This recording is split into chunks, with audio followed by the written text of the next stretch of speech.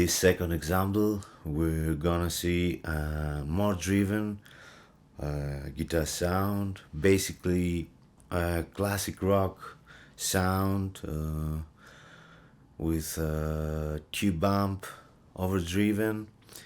We're gonna use a Marshall JCM 900 tube head together with a Fender Stratocaster in the neck pickup position with a single coil pickup.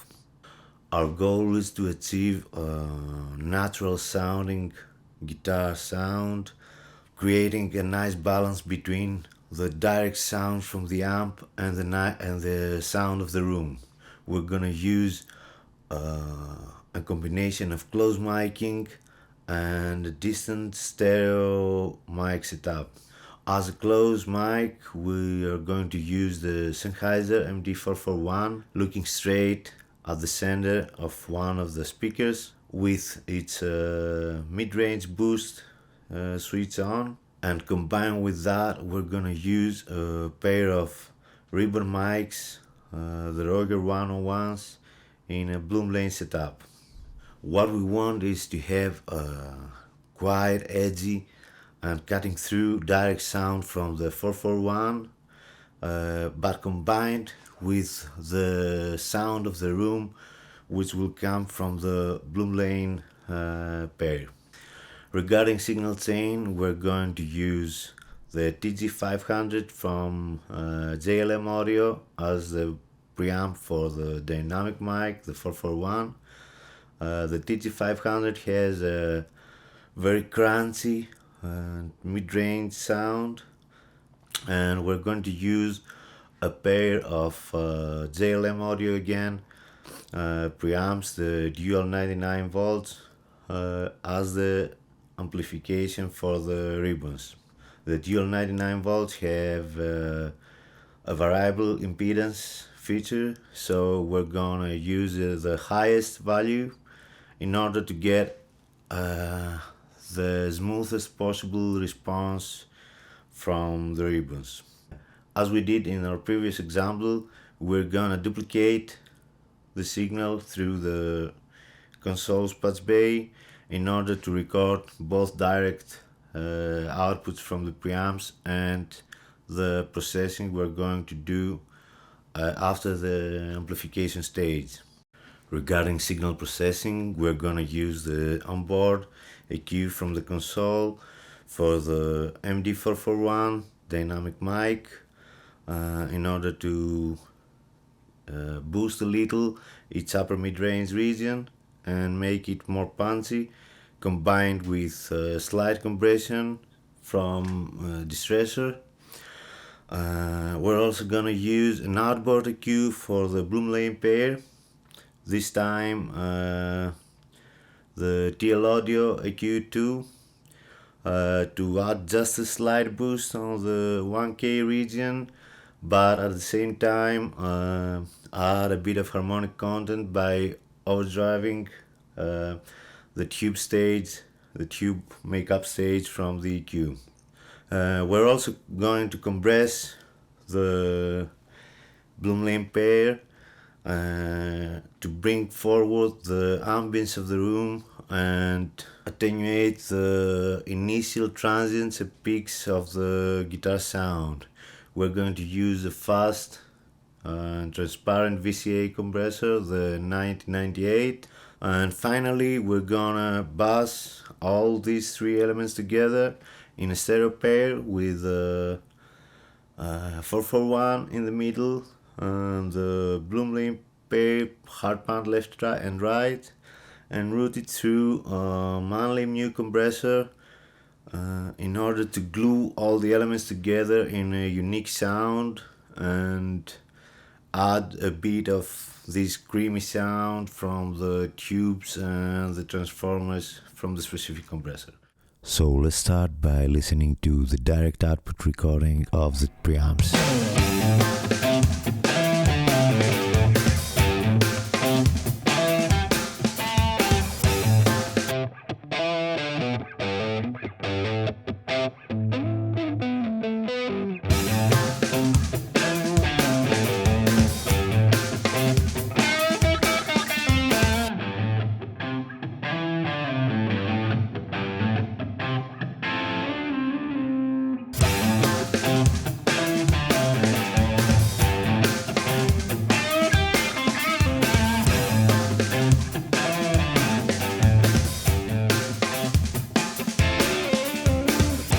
As you can hear, the 441 has a very crunchy sound from the TG500 preamp, while the Bloomlane pair has a very deep and dark sound, but it still is very open and smooth on the top end.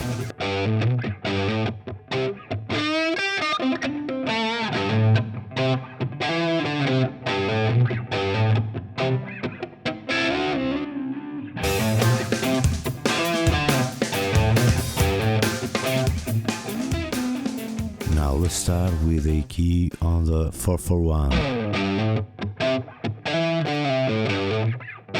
We'll be using the onboard EQ from the J-Tuner console, adding a low cut filter and attenuating the low mid section at about 250 Hz.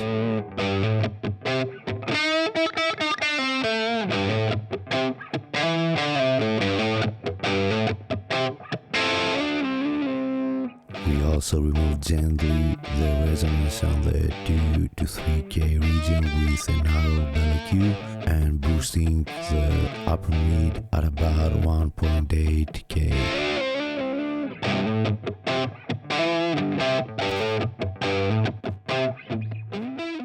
Still on the 57, we have a distressor inserted on the channel path.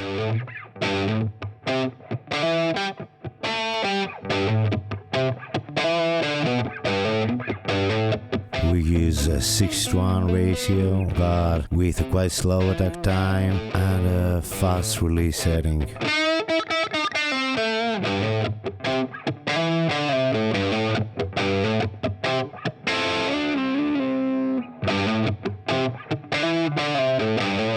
Using the mid-range bandpass filter as the gain detection, we have 2 to 4 dB of gain reduction, quite transparent, which results a very crispy sound with solid body, but without losing any of the transient's energy. That's about it for now for the 57. Let's move on with the Bloomlane pair.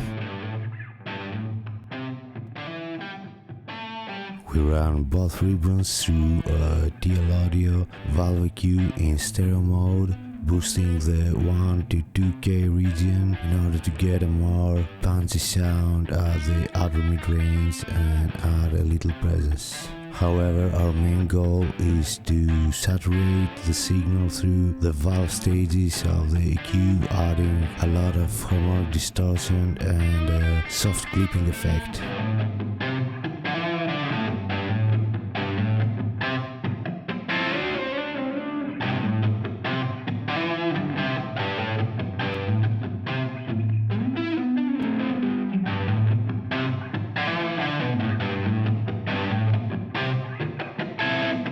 After the EQ, we run the Bloomlane pair through a 1998 VCA compressor.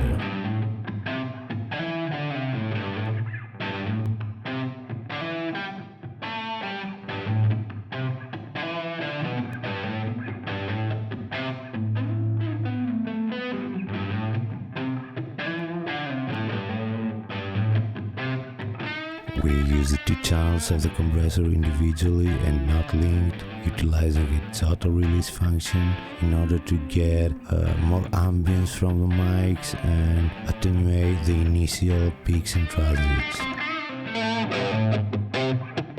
Finally, we group all three mics in a stereo bus and run it through the manly new compressor. We have the 441 in the middle and the Bloomlane hard band left and right.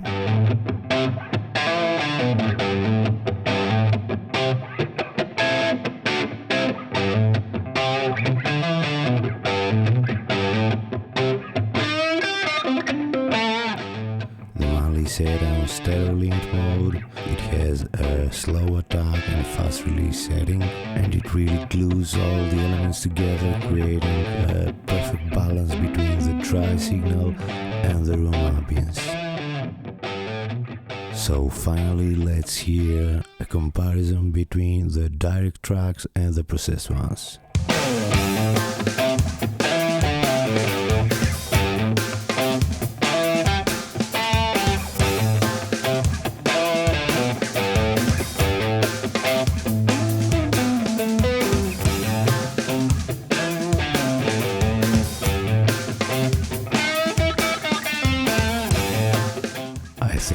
frequencies are pretty clear.